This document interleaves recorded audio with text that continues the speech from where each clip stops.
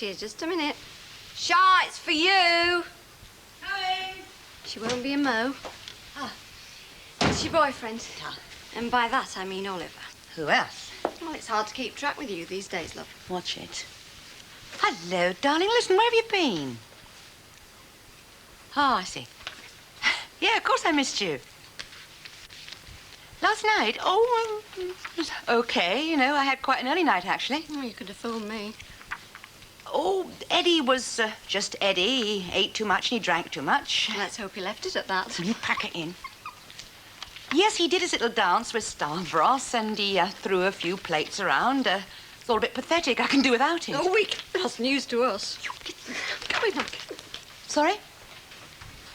Yeah, well, when you come in tomorrow, see if you can't get in before 11 o'clock, because I've got to go into Birmingham. Yeah. Tonight? No, I'm not doing anything tonight. Oh, are we being checked up on? Well, I'll probably wash my hair then. Right you are, you two. Bye-bye. Thank you. I can do without the running commentary. Oh, I'm sorry. He didn't hear, did he? If he did, he's far too well-mannered to have said anything. Well, aren't you a lucky little girl? I'll tell you what. If he knew what we knew about your little friend Eddie, I don't think he'd be too pleased about you going out with him. No, I don't suppose he would. Well, don't you think you should enlighten him a bit? There's no need. Eddie's not going to be a problem. I wonder how many little girls have said that. You've got that suit on again. Where are you going? I'm going to the motel to give David some sort of answer about this job. Oh, what are you going to say? Dunno. I'll probably say the first thing that comes into my head. How about that? That sounds true to form. Oh, thank you for that massive show. Customers. Hello? Yes, she is. He's your other boyfriend, Mr. Macho, 1942.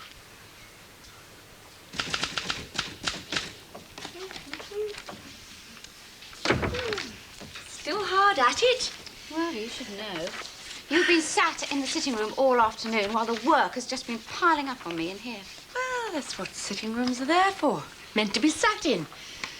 It's not the first time lately. What's all this, then? I know, I've just done all that. Here, if you want to make a start, try that. You know, I had a writer's crisis today. What? An idea boiled up, and I just had to get it down before it simply evaporated. Fancy. You know, sooner or later, Jill, an adjustment's going to have to be made. You see, it was never intended that I should be some sort of executive here. You and David made me that. Well, the time has come when I should go back to my art. Are you serious? Never. That's why my novels are so successful. When I'm allowed to write them. I would just like to point out that if you're going to continue to skip your management responsibilities, Adam Chance will be brought in to pick up what you have dropped. So, David, let alone J. Henry, is going to keep your nose to the grindstone because it's their intention to move Adam out, not move him in deeper. Their? What? You said their intention. Is it no longer yours? Look, where is David? I mean, Diane rang about an hour ago and I said she could see him about 6:30. Well, it's nearly that now. Well, he's out. Oh, that's marvellous, isn't it? I mean, she's obviously coming to talk to him about this job that he's offered her, tatty though it may be. Oh. Well, if David is not here to receive her, I am certainly too busy to receive her. You appear to have nothing better to do, so have fun. Thank you, Mandy. Drink. I have busted politicians, I have busted millionaires, and people have only gasped in admiration. I upset a little waitress, and the whole motel sends me to Coventry. Who spreads these things? You? Paul Ross? Diane herself? You did it by waving your checkbook in the air in public and then being told to stick it. I shall regret it. I wanted to help her, and only with just a few pennies. One of these days she'll think it over, and she'll regret it. Yes, momentarily. But if she'd accepted your charity, she'd have regretted it for the rest of her life. I think she's struck a pretty good bargain with herself. I'll make it up to her one day, without her noticing. Yes, well, right now, I'd like you to make it up to our daughter. What? This is a letter I'm writing to her. Another? It's just to say that, you are very sorry for being the heavy father, and that you miss her almost as much as I do. I miss her much more than you do, and well, you know it. And that she was running wild and needed to be disciplined. Yes. It also says you would be very grateful if she would pack up her things, return from Italy where you marooned her, full of forgiveness. Yes, I'm to be full of forgiveness. No, she's to be full of forgiveness. That's a bit heavy, Val. May I post it or not? Why don't you ring her? It's quicker. All I wanted to say was that if you accept David's offer, just use it as a stepping stone. You earned promotion here before. You'll do it again. I know the present vacancy is rock bottom, but, well, opportunity knocks. What's the matter, Jill? I wasn't really listening, actually. How odd. Well, I'm really glad that you're back with us. So you'll start work tomorrow? Did I say I'd take the job? I'm sorry, I thought you did. All right, then I must have done. The only thing is, Mr. Paul, I don't think he'll be very pleased to have me back on the staff. What on earth gave you that impression? It was Paul himself who told David that he would be delighted to have you back. It was? Yes, and that's what swayed the whole thing. Yes, of course it was. Wasn't it, Jill? Well, that's settled then. We'll see one another at work tomorrow. Right. Well, I'll see you at work anyway. Goodbye, then. What a performance. You disapproved? One, David said nothing about swift promotion for Diane. I mean, she's blotted her copybook by resigning so suddenly. And two, he gave a solemn undertaking to Paul that he wouldn't let Diane know that Paul had put in a good word for her. Well, I didn't know about that. The good word, yes. The undertaking, no. Well, Paul didn't want it to be thought that he was playing favourites. I mean, that's good management. I'm very tired of good management. You're quite happy about that estimate, then? Do you think we stand a chance? Well, I can't see anybody better in it, not round here. Mandy, bring me a whiskey, would you? Right. What are you having? Not, I'll wait for Glenda. You're going out somewhere nice? Drive, breath of country air, Cotswolds probably. Oh, good. Mrs. Brownlow will enjoy that. No, just Glenda and me. What? I did ask Kath, but she was too concerned about that lovely greenhouse you sent over. Yes, said she was pleased when she rang to thank me. She's been running all round the shop looking for something to put in it. Oh, it's a bit late in the summer. I'll stock it up for her when the time's right. There are plenty of cuttings I could bring over. Oh, yeah? Oh, thanks, dear. You sure you won't change your mind? No, I'll wait. Well, cheers, then.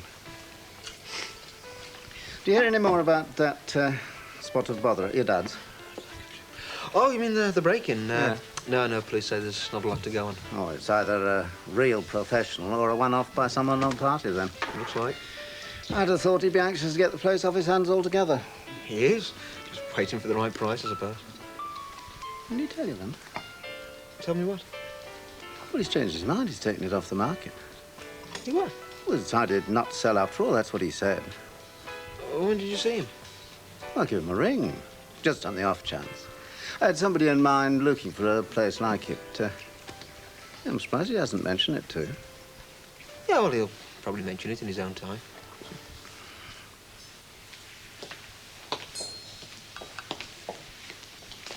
This glass is filthy. That napkin is not folded properly. Same old Paul. Are you referring to me? All bark and no bite. I take it you're not referring to me. I came to thank you. Cannot imagine for what. For getting me a job here. What job? Oh, come on, you know what job. I don't know what you're talking about.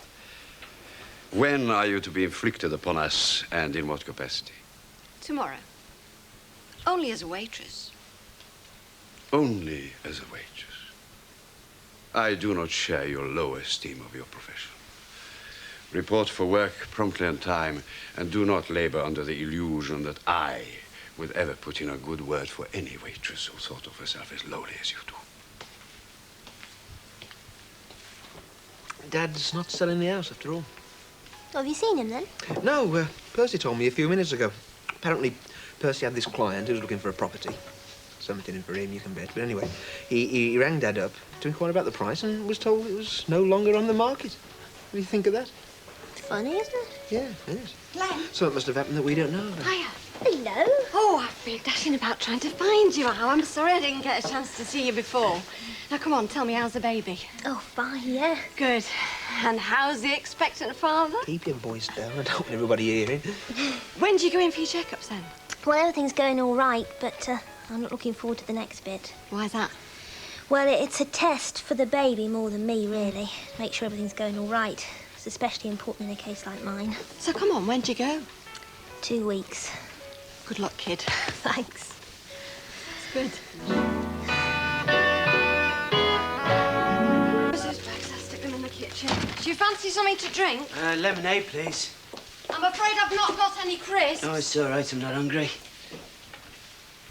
It was an awful shame about Mrs. Price, wasn't it? Must have been a shock for you. What was it, do you know? Well, Sid said it was something like a vein in her head that just burst. Must have been a stroke. No wonder it happened so quick. In her sleep. Except... Now, Benny, come on. Now, you know Mrs. Price. If she'd have lived, she might have been paralysed. That means she wouldn't have been able to move at all. Well, you know her, don't you? I mean, she was rushing about, helping people. It's best this way. Yeah, I suppose. It's just that... Why is it always the nice people? Yeah. Maybe they're the lucky ones. I sometimes think it's probably a lot nicer up there. Benny, can I ask you a question? What? How did you know it was going to happen? Well, you did, didn't you? No. Well, Sharon said that you were going round for 2 weeks before she died looking for somewhere else to live. Yeah, but I didn't know she was going to die. You just felt there was something wrong. Yeah, you remember that time when Uncle Ed had his accident and I come running down from the top field? Well, I knew something was wrong. And the same with Mr. Hurst. Mr. Hurst?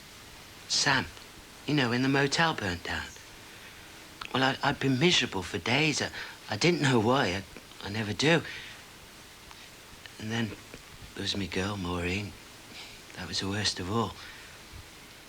But it's always the bad things. That's what I don't understand. You've never mentioned this before. Yeah, well, it don't happen all the time, just now and again. When I was little over at Peachy, told me Gran about it, and she said, you go around telling people things like that and they'll lock you up and never let you out again. That's why I never tell anyone. Look, Benny, these feelings you keep getting, well, you're not alone. Hmm? Other people get them as well. Quite important people. They write books about it. I thought it was just me. So there's something else you don't have to worry about, eh? Look, could I make it not happen? I mean, could I go to a doctor and say, will you stop this? You know, I'll pay him. Benny, come on. You say it only happens now and again, right? So just accept it. It's not an illness, you know. It's a gift. You'll be surprised. Once you get the hang of gardening, you'll find it takes over.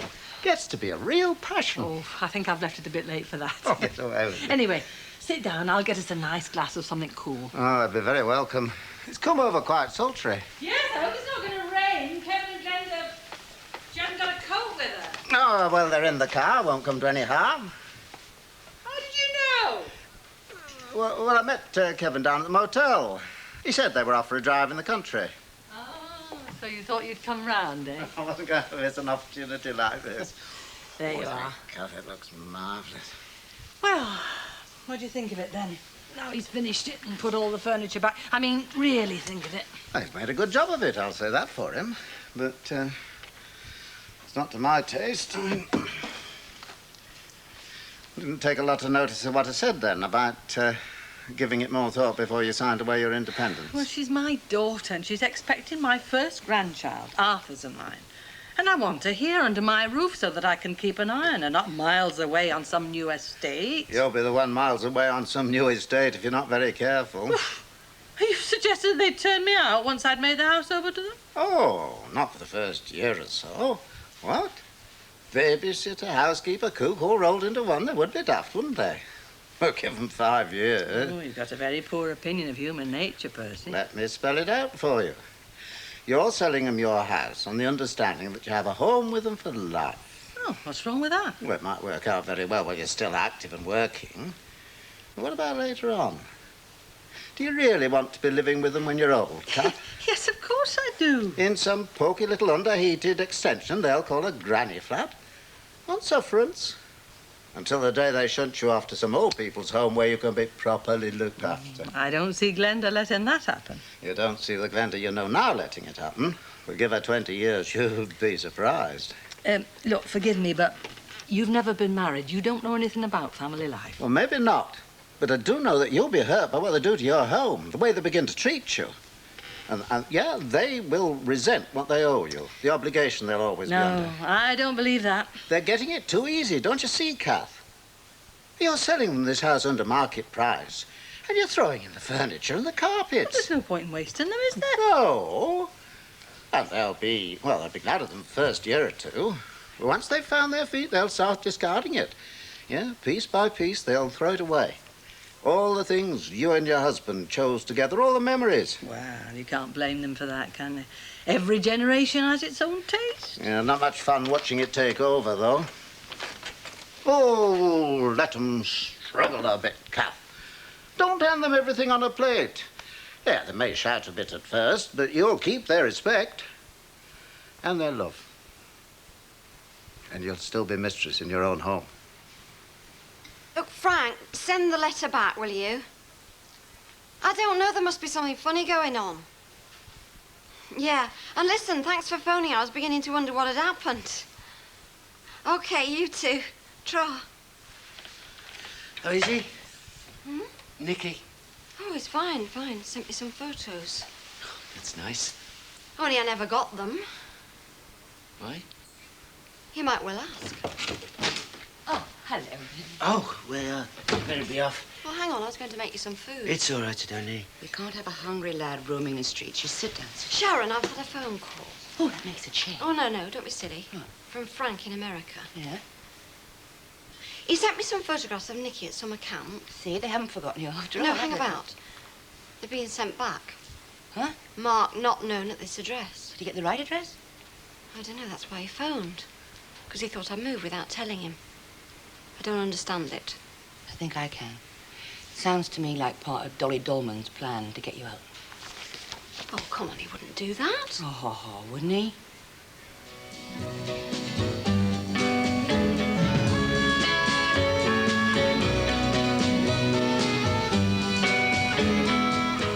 It's a criminal offence to tamper with somebody else's mail. Mm-hmm. I bet it's not the first time he's done it.